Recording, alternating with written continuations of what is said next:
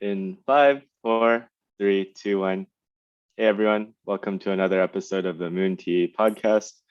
Today we have Jessie. Woo! Yeah! For some context, I went to a pottery class on Saturday with Lisha, and then Jessie and Neil were the two other people at the pottery class. Found out early on, all four of us work in tech, and then afterwards, I heard Neil being like, "Oh, where do you want to eat?" Something like that. And then I was like, "Hey, do you guys want to eat with us?" And then I think they were both like, "Oh, I guess we can." And then it was really nice. I'm glad. Now we're here. Yeah. And then John was like, "So I have this podcast." So you want to come on? That's so cool of you. Yeah. Hi, Jessie. We just met literally 20 seconds before this started recording. It's such a pleasure to meet you. I'm excited. Yeah, it's great to meet you. I can intro Hugh as well. So Hugh is a close friend since 2014 or 2015. We met in San Francisco. We were both working out there, and then now Hugh lives in Arizona, and we run a podcast together. Hugh is also in tech. He's the chief design officer at a startup. He always bloats that fancy. term. I'm not actually. I'm just a senior Fancy. product designer. / manager / director. You're / great, vice John. president. You're great. Yeah. So, yeah. What's up, Jessie? How's your day? Not bad. Went for a walk today, so already a good day. It's like a balmy 44 degrees, so it's like proper hot in New York now. Yeah. Went to work. Had a cardamom bun today, which is pretty good. It was from La Cabra, which I like. Sometimes I'll just go through Google Maps and I'll wander the streets, like looking for food, basically. And this place said they had good cardamom buns, so decided to go today. All right. Let's talk about bakeries for the next hour. Yeah, all right. I'm down. Wow. Yeah, I can intro myself too, because I also haven't met you. I'm Jessie. I live in New York. I'm from Ithaca, New York, which is like 4 hours upstate. I work in tech as a software engineer. I work on web accessibility on Google Docs. Yeah, and I've been in New York for the past like almost 7 years. I might be stuck here forever. We'll see. Yes, Jessie and Neil, if you were to move anywhere outside of New York, where would you move? And then Definitely Arizona, right? I'm just kidding. Neither of them had any idea. So I was like, okay. Oh, really? Nice. Yeah. I feel like I would enjoy living other places. I just can't imagine it. So it's hard for me to make the jump. I do love Arizona though, actually. It's I remember it being very flat and very dry, but then like just random piles of stuff, like a mountain, or like they're digging up some big hole. So there's like a big pile. Us Arizonians, we like to just go out with our shovels. You're digging for something. I love that. That's fun. Follow up to Jessie's intro. So in addition to liking all the things that other people in our age range, meeting friends and going to nice restaurants and I don't know, things we can all relate to, Jessie is also into art. And that's what I remember.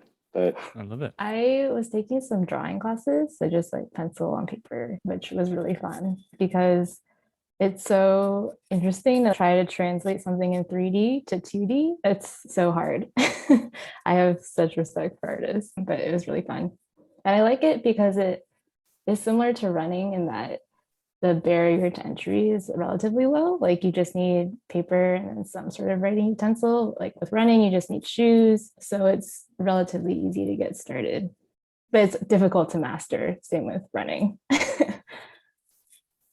I love that. Did you grow up painting or drawing, or just is that the newest hobby or skill you're working? Yeah, I never was a drawer or a painter growing up. But I wish I was. I know that feeling. I know. I have a sister and she's older than me. I feel like she took the drawing gene. I grew up always so insecure. I was like, oh, I don't know how I draw stick figures. But I took an art 101 class once in community college just for fun. Cool. And I do not regret it. I learned how to draw a circle and a square in charcoal. Delightful. Ooh, cool. Do you think it was harder for you to get into it because your sister was so good at it already? Oh, Were you yeah. like, I lived with an that's her thing? inferiority complex all my childhood, going through college, got a BA, and then came back home after working in SF for a while. And then I was still like, I'm proud of myself, but I feel really insecure on the art side. And so I was like, how do I acknowledge this and address this? So I took a 101 class over summer. And now the funny thing is, if you're listening, Julia, you know exactly why. Her room is now her guest room, but it's still her room technically. And I hung both. We did a bit of a remakeover on the art on the walls, and I hung my square and circle right above her bed. It's like an act of defiance. Yeah. Hugh's sister is definitely a very creative kind of person. Yeah, she just went off on a kind of like less traditional route and it's just like kind of carving her own path.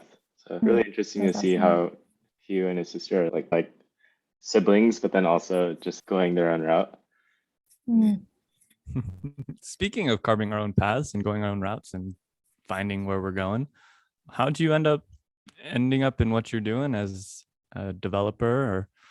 And what was your path? How'd you get started, or are you even enjoying it? So in high school, one of my friends wanted to take like the programming class. And then she was like, hey, like, do you want to take a programming class with me? And at that point, I would pretty much sign up for a lot of classes just so I could hang out with my friends. We signed up together, and her mom actually teaches computer science. So she like taught us basic stuff, like how to write a for loop and like all that good stuff. So that's kind of where it started. And I remember it being a lot more fun than my other classes because it was more creative. It was kind of like puzzly at that point, which is so unlike my job now. But like, I feel like when you start computer science, it's a lot of, solve this puzzle. So that's kind of what got me into it. And then in college, I studied it and I started working at Google. And then recently I switched to work on accessibility, which is also interesting because it's interfacing with a computer in a way that I'm not used to. So it's just fun to think about and fun to learn about. Wow. I love it. I love that so much.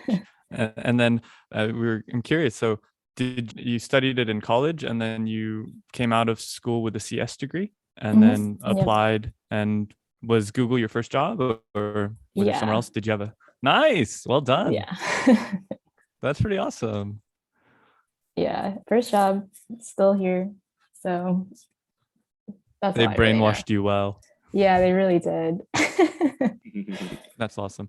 Is the work culture actually pretty cool there? I don't even know. Are we allowed to talk about this? It's okay if you are not allowed to talk about Google on the podcast, but I mean, management and like the work culture.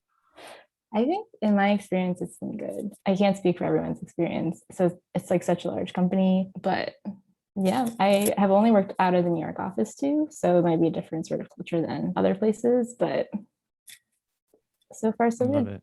It. If you could choose 3 to 5 adjectives to describe your experience as part of a team there, what would it be?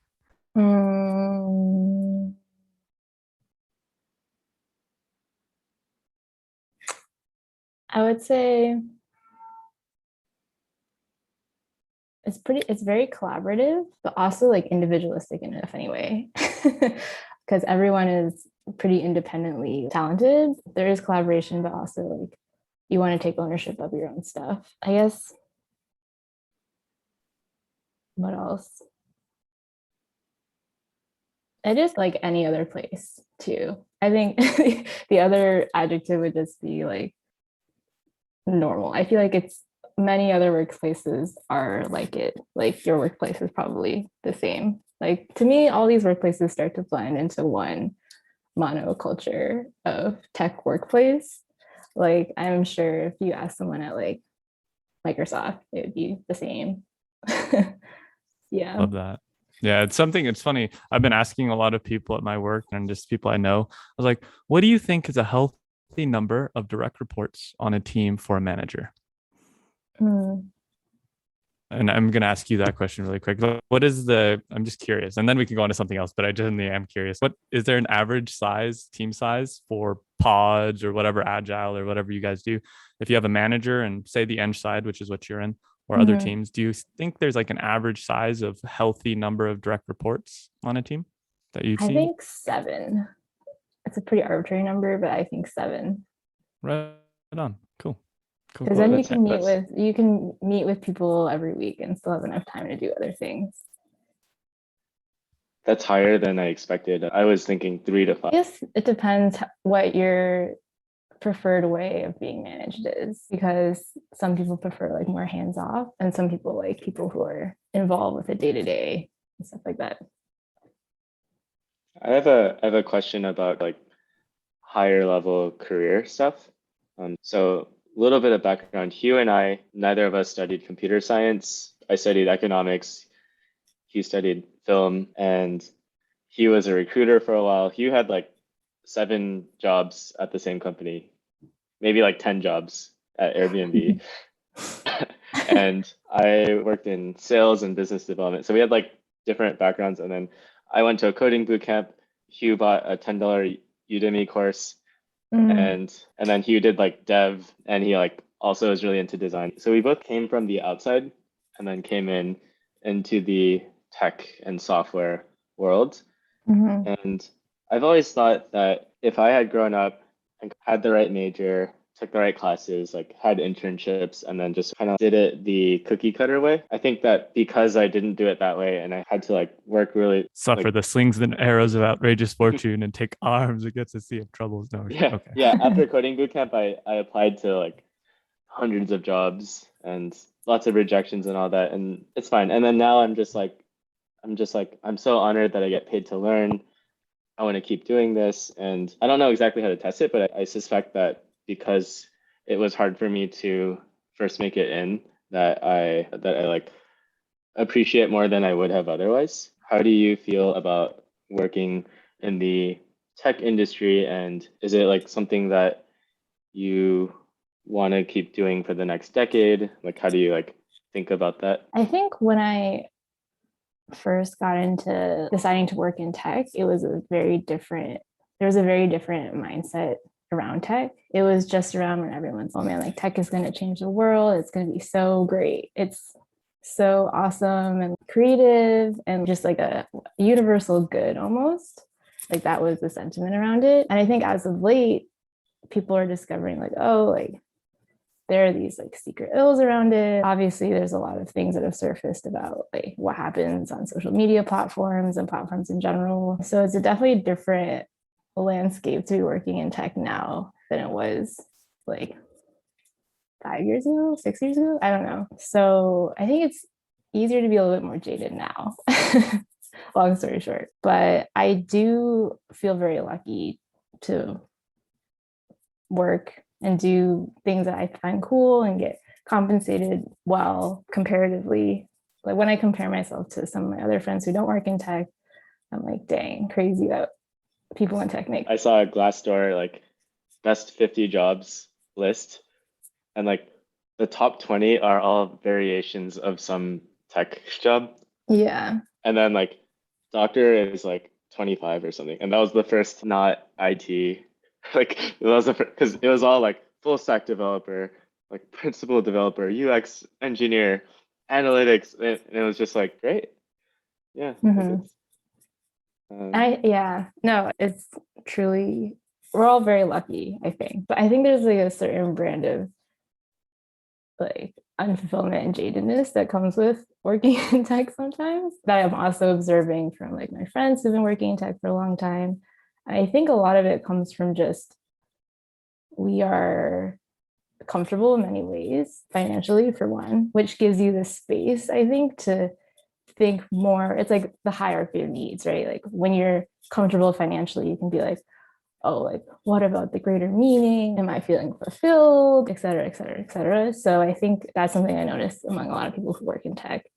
And like thinking about, oh, is this good? Is what I'm working on good for the world? And does it matter? Questions like that. But maybe that comes from, oh, we have reasonably good work hours and we're compensated well, so we don't have to worry about, oh, like I need to make this money, I need to fulfill my more core needs. Yeah, I I'm agree. curious what y'all think about that too. It's potentially because that sentiment, I hear it a lot in my circles. People being like, "Oh, I'm working on this thing that in a very small way was connected to this big problem." And like, am I the bad person here? Or just questions about like finding meaning or like having impact, and all very like legitimate questions. And I don't know, it's like partially probably is from a place of privilege and like being in a position where when you're not, I'm basically saying what you said and just repeating it. Like you're not worrying about paying rent next month, and until you can take a step back and be like, oh, what do I want to do long term? Like, what kind of impact do I want to make? And yeah, I wrestle with those questions a lot. And so far, I've just been like, all right, for now, I'm just gonna like try to have fun while I like get better at picking a cause. And like if I find something that I feel like is something that I'm like meant to do, even better if I'm like in a financially comfortable position where I can take that kind of risk. So I'm like, okay, yeah. I don't know exactly how to answer it other than like it just depends on the person. Hugh, what do you think? He's like, I think no, I definitely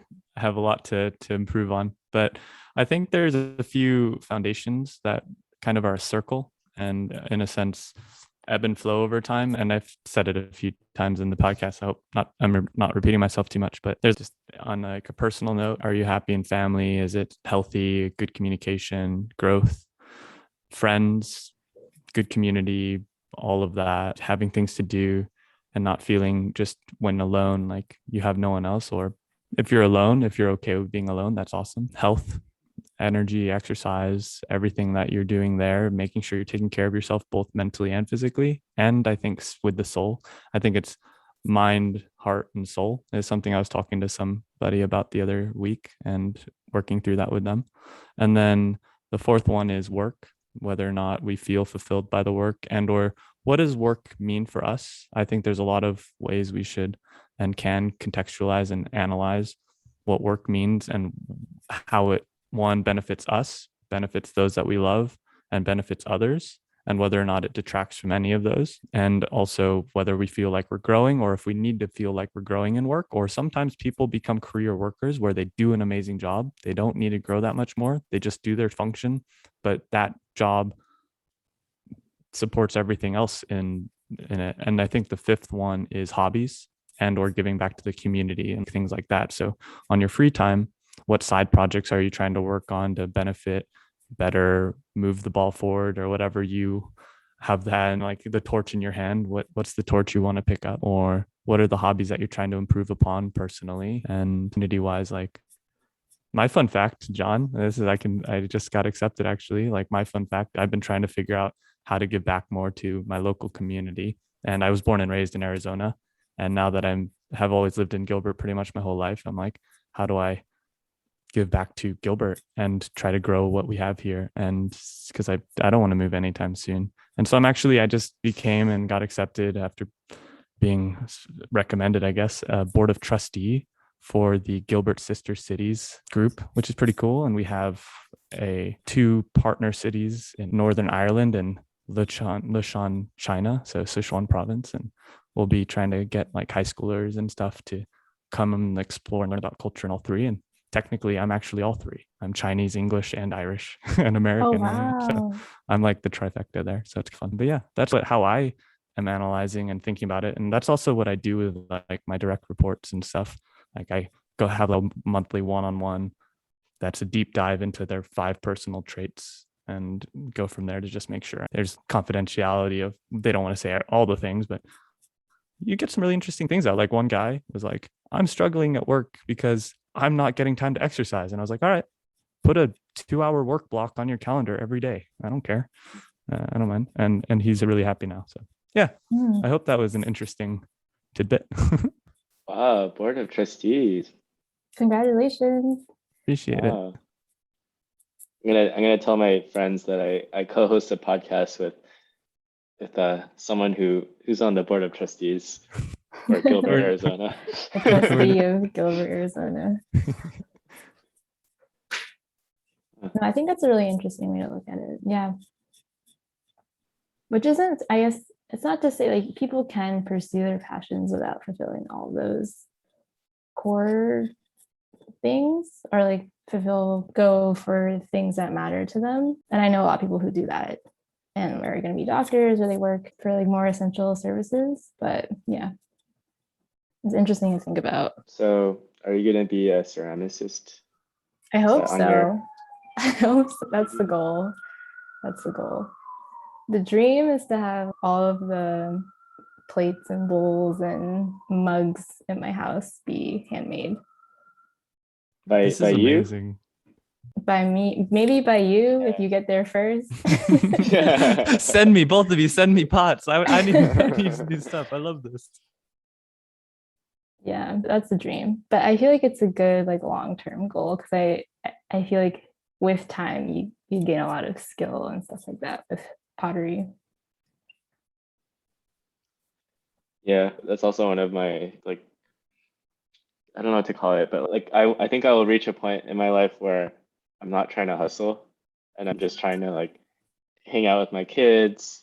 Like I still want to care about my career, but then hopefully I'm in a position where I don't have to prioritize it as much. And hopefully I have the skills to, it's like you do anything for a decade, you're gonna have those skills. So like hopefully I'm at a point where I can be like, oh, pay me the same amount, but I'm gonna work 15 hours a week.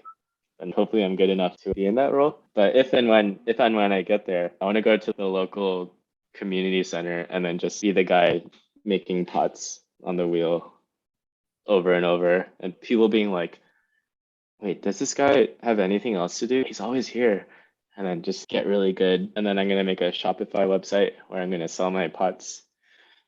But in the beginning, everything's going to be sold out, just to be like, oh, this is very exclusive. And it's just you haven't made them yet. Sold out label. I love it. The dreams are big. Have you two ever heard of the gentleman called Slo-mo on San Diego Beach? So No. John has, but Jessie hasn't. All right. So there's a gentleman. He's a doctor that I guess made enough money and retired early and decided that the rest of his days, and I haven't checked in the last 2 years. I haven't been to San Diego in 2 years, but he changed it up and says, I just love rollerblading. And he doesn't love rollerblading fast. He loves rollerblading slow. And he loves rollerblading on one leg at a time for as long as he can go. And he just does that every day up and down the boulevard, or whatever you call the thing, the pier, the walkway or whatever. And yeah, that's basically become his life's dream and goal, just to enjoy life and do it very slow-mo wise on rollerblades. And everybody loves him. They're like, slow-mo. So if you ever see the gentleman, you can't miss him. He's a guy on, he'll be on one leg on the rollerblade. And he's just, I've seen him before. I just remembered I've seen him before. Yes. He's the best. He's so cool. Everyone's like, I went to the beach and I was like, oh, Slim. Yeah. And I like that. I like that that's his version of what he wants to do. Yeah, I respect that a lot. There's a lot of people out there, I feel, that have, what are the different things people grow for? They grow based on ambition. They grow due to, gosh, English is hard. They grow because they want to give back. They grow because they feel insecure or inconfident. And there's a lot of different catalysts for growth and career trajectories and what you want to do in life. But it's really cool when you see somebody like Slo-mo, they arguably made it, and then they decided to have their kind of, they don't really need to throw a car into space and then become a Mars spacefaring civilization. And they're okay with that. Elon Musk is awesome, but I think it's cool that other people find things. And yeah, I'm very curious. There seems to be a ceramic trend between the two of you right now, and seems like this is a beautiful dream and passion.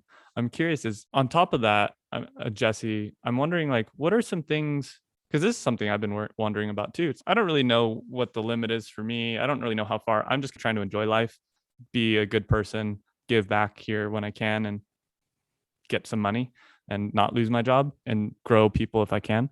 So like for you, what do you think, and this is something I'm trying to ask people, is what do you think are some like larger problems in life that are just issues, like not even trying to solve a solution? What are some things that you might think or have noticed that, oh, these aren't the best functioning things in society?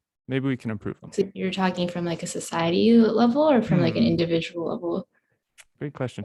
Either or. So for you, is there anything that kind of resonates regarding when I ask a question of what are some issues in this world or problems or things you think can be improved upon? If I asked you that, what would you say? Oh, wow. Where do I even begin? We've got time, so.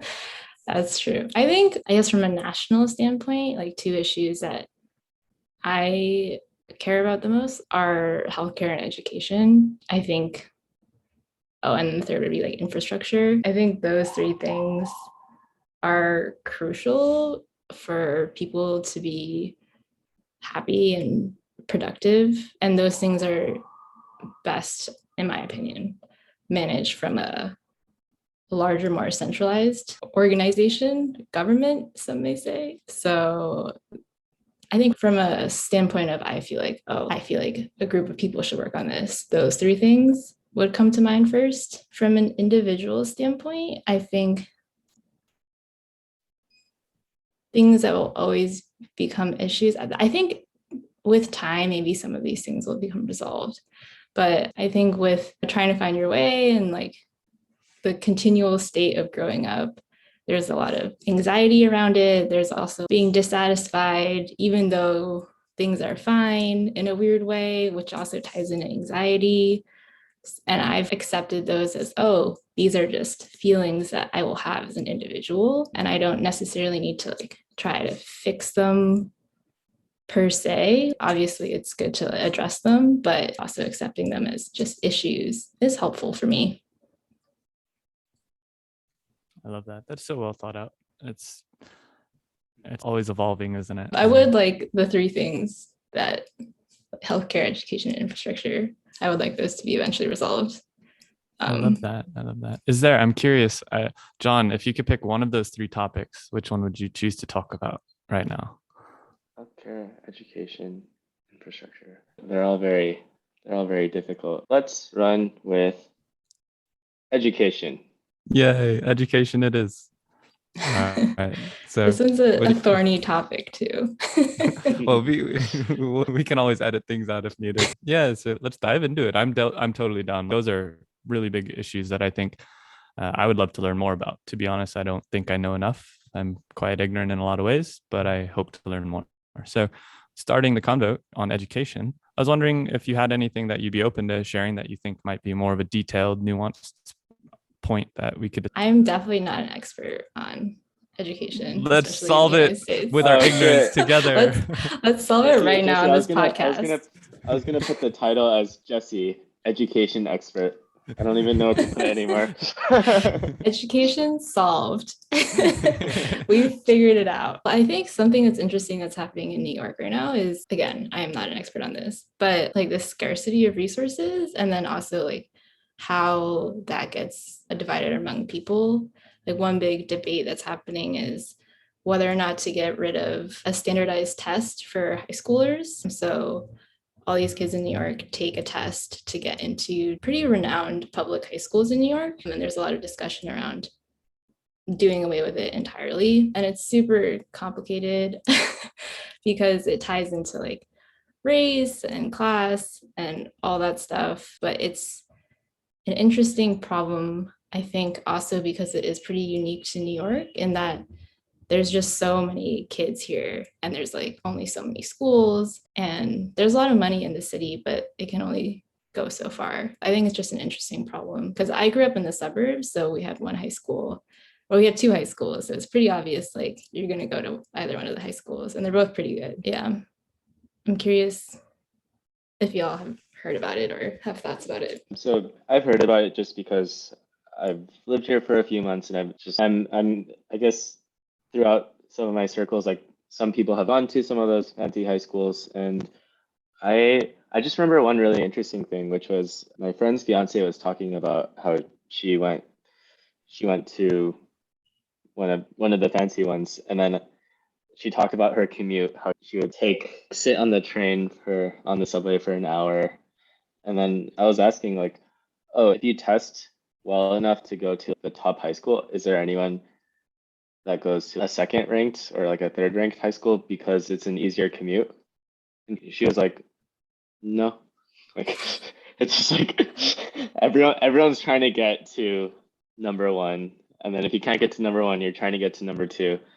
And yeah, and I thought that was really interesting. I was like, I don't know, if I live far, or if like the subway line doesn't run the exact way I wanna go, I feel like a lot of those things are gonna, at least for me, it's gonna influence where I want to go to school, or in my case, more relevantly, like where I want to go to work. So it's like very interesting to me that the value system is regarded in that way. Mm-hmm. If you can save 15 minutes on your commute, so that's 30 minutes a day, like over 4 years, that's a lot of time. And then maybe you have a friend who's going, I don't know, there's so many reasons why it, I think it should not be just about going to the highest rank. Hmm. And yeah, that was interesting to me, and I understand why it is very competitive, and there's obviously a lot of a race and like class debate behind it. I don't know. Do you feel like there's a better way? Again, none of us are experts, but just having a conversation. But I don't know, is there Yeah. like, just wondering if you, or Hugh, if you as well, like have any thoughts about a more comprehensive way of running these high schools and like the admissions process? I think in an ideal world, all of the schools would be of like good equal caliber, and you could do what you said, just go to the school that is closest to you and most convenient to you. I think the hard part is that the schools are theoretically of different caliber, or like some of them have more clout, and then that clout gives you the ability to maybe do things that you want to do, or go to a better college or whatever. So I think that's where the hard part comes in, because people want to go to these more renowned public high schools, but there's only so many spots. But maybe if all of them were that good, of course, this is ideally speaking, you could choose based on which one would make your life better. Yeah. Jesse, how much are you going to care? Let's say you're still in New York decades from now. How much are you going to care on behalf of your children? This is something I actually think about. I don't know. I really don't know. So it's hard to, so my parents, I think if my parents raised me in New York, they would care a lot, like which high school I got into, probably because of like their culture, how they're raised, and like they want always the best for me in that way. But it's hard to say. You'll have to ask me in like 10 years. I obviously I would want the best for my kid too. But I think if they were on the train for 2 hours, 3 hours a day, I might start to reevaluate it. Yeah. One other thought that I've started to sort of reflect on more is like, when I was 17 years old, I had no notion. Wait, I don't know if we talked about this, but if we did, I'm sorry. But I had no notion of not going to college. And now, as a 30-year-old, I like realize that college is not for everyone. Just like a competitive high school is not for everyone. Like maybe you want to be the next John Mayer, and maybe you just want to be really good at guitar, or maybe you're like into the arts, or maybe you just want to like work in software right away, and you're like you can find a job. Like there are just so many. I just like fear of a world where everyone is trying to be ranked in that way when we're all like infinitely unique, and we all have our own backgrounds and like our own dreams and ambitions. And yeah, No, I'm I sure agree. we all want this like rosy future where everyone can celebrate their individuality and go do their own thing. I had a friend who is Norwegian, and she has a perfectly comfortable life. And I remember asking her, I was like, "Oh, what do you do for work?" And she was like, "Oh, I'm in graduate school studying Norwegian literature, and I'm a barista like on the side." And like Norway is a very weird economy where people can live like that. But it was really cool. She just loves coffee, and she goes to these like coffee competitions. And I love the idea of finding a passion, and it doesn't have to be lucrative because everyone's comfortable.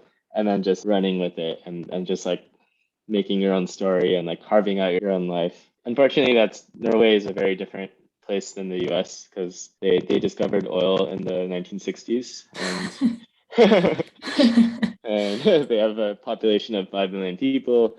And yeah, they're like one of the largest oil exporters in they're the largest in Western Europe. So they like tax it a shit ton and put it into a sovereign wealth fund. So they're a very weird country where you can have these social experiments, and then in the US, not there. And yeah, I don't have any solution other than if anyone knows a way where I can get to Norway, then please hit me up. But Honestly, that sounds pretty nice too.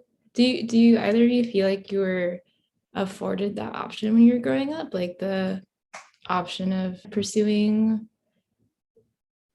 kind of something beyond the normal path? So the thing that's interesting from my perspective, I grew up in the public school system, and my high school, I was just talking to someone the other day because we like bond in Arizona over my high school when I graduated was 3,200, and my graduating class was 747 people.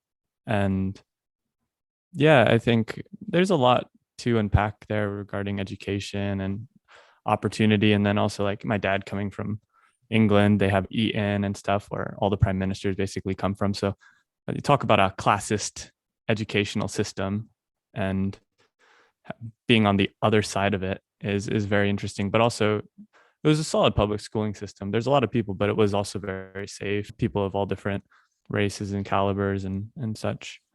That being said, I do wonder, like, for me, because the thing is, my sister was very good at studies, and I was a bit more, not as good at studies. I still did well in school and ended up in a solid school and such, but I definitely wasn't the valedictorian type guy. And so I've always wondered about that regarding education, in a sense. Like, we talk about competition a lot. We talk about, especially kids in China and Europe and China, in Korea, they all have these, that is not a world. I'm so lucky to not be growing up in that type of competitive landscape. It just seems so cutthroat.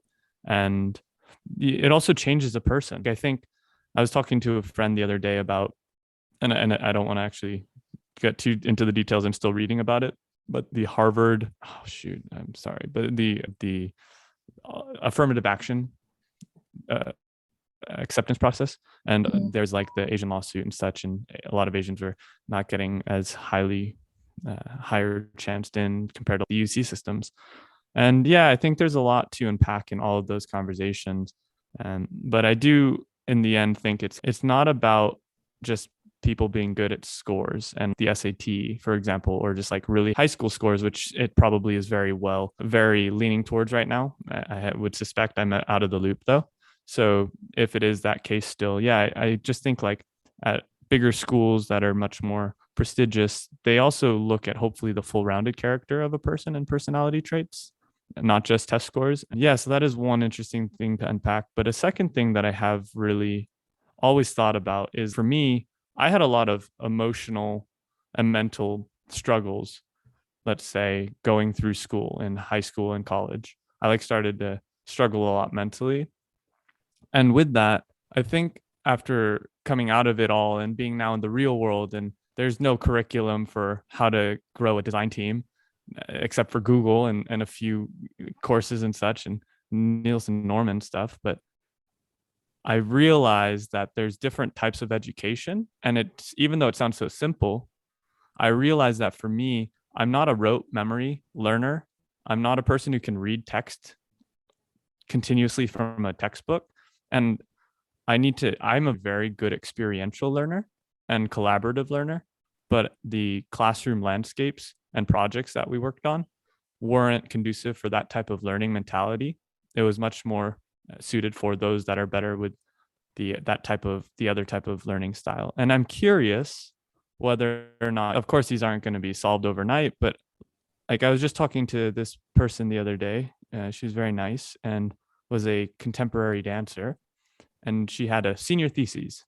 And her senior thesis was a beautiful contemporary dance routine that she pieced together, choreographed. And then I asked, what was the concept? Like, why did you come up with it? How did you come up with it? And it blew me away. She said that she was thinking about thermodynamics, about how matter is neither created nor destroyed. And she was thinking about the continual movement of movement. And I was like, that is so conceptual. And it's not the first time I've heard people like, you may be interested in barista as a barista in coffee. I love coffee grinds and espresso and the basics of it. And yeah, you have to learn about heat temperature, thermodynamics. You have to learn about calculating different weights. You have to do all the different things to find nuance. You have to do research, R&D for iterating better taste profiles, because not just you, it's for how you serve your customers and what their cup of tea tastes like to them. And how do you create an average distribution curve for agreeableness and such and such and such. So I just think that we have a system for, it's very simple, but we had the industrialization of the Industrial Revolution, which created us. So then we had to have classroom environments, which caused us to have the ability to maximize effectiveness for teaching people rote skills to then go and be factory workers type thing. And that's a very simple one possibility. And I think that the classroom environment is actually like getting out of date. And while tech is growing so fast and everything, I wonder how, I'm not saying that tech is a solution, but how can we curate education more to, like, we're in the 21st century. It's surprising to me that there's one teacher. If we say 7 is probably very interesting at like, that's a lot and probably just about right. 3, 5, 7 for a manager to managees. If a teacher has, like me, like 30 plus ASU 1 in 300 classes, like, how are we really thinking about education, and how are people growing at an individual level and feeling like someone, like each person has a hook. I guess I'm rambling, but like one thing for a designer, we have a designer right now that for 2 months he was suffering. He couldn't find his in, and he was a new designer, and we're trying to craft a culture and community for him to grow in, that he wants to show up and feel happy and supported. You just know when someone isn't there yet. You can just tell when you talk to somebody. There's no glint in their eyes. They're not proactive. They don't seem happy, but they're trying. And you're just like, you're going through a lot, man, but you just can't force it. And I just think that sometimes the education system, especially what I went through, if there's those good teachers and professors and there's bad ones and mediocre, and I don't know the answer, but how do you create and craft a education system that's more curated to the individual with a quality learning system that gets them excited for the classroom to be proactively learning experientially in a way, and not just suited for one type of people? And yeah.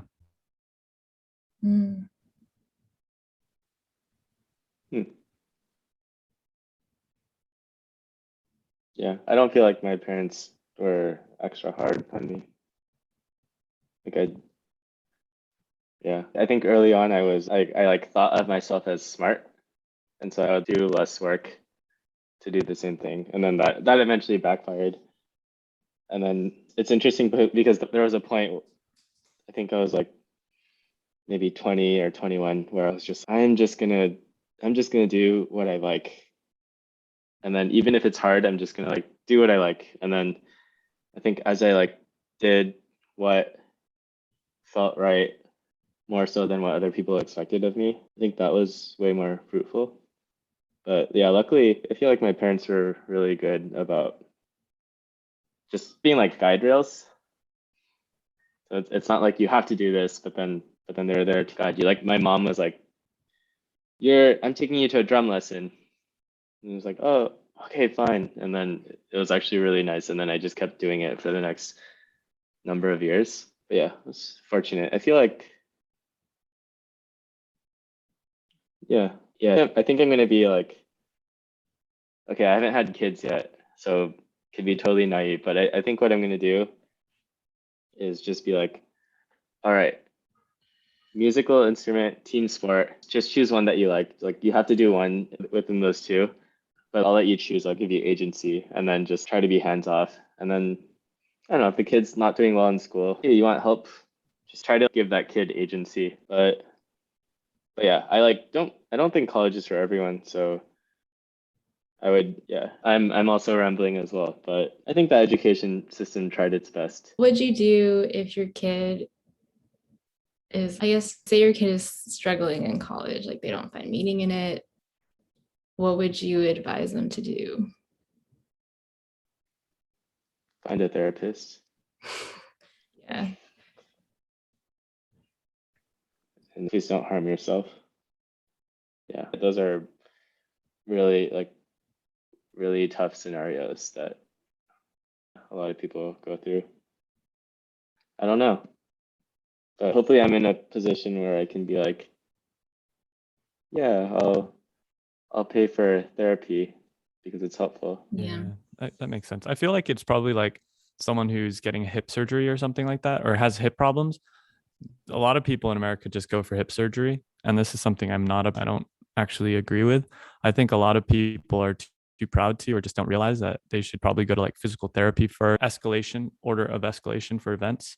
And I think that's the same case as exactly what you're pointing out. And if a student is already in college, right? Because again, there's so many different hypotheticals. Having been a student in college who did have a lot of hard times and also went to therapy and college, and thank God Pomona, gave 10 free therapy sessions. And growing up as a half Asian American, Asians stereotype therapy greatly, and it's really sad. And I think a lot more people should go to it if they need help. But with that being said, yeah, I think there's like an escalation of events. It's not, I don't think anybody should look down upon themselves or feel inadequate if they do drop out of college. I would hope that people had the support network that is mature enough, not just tiger mom or mean or cruel or force, but there's good communication between your loved ones, family, friends, parents, etc. And the college staff has solid resources. Hopefully they care and they try to facilitate that type of community, and or your sports coaches and stuff like that. They're your therapists too. Now, with all of that, if it doesn't work out and you just can't find that passion or vibe, it's like trying to stay in a forced marriage. Sometimes I'm not a proponent of divorce, but if it has to happen, sometimes it has to happen.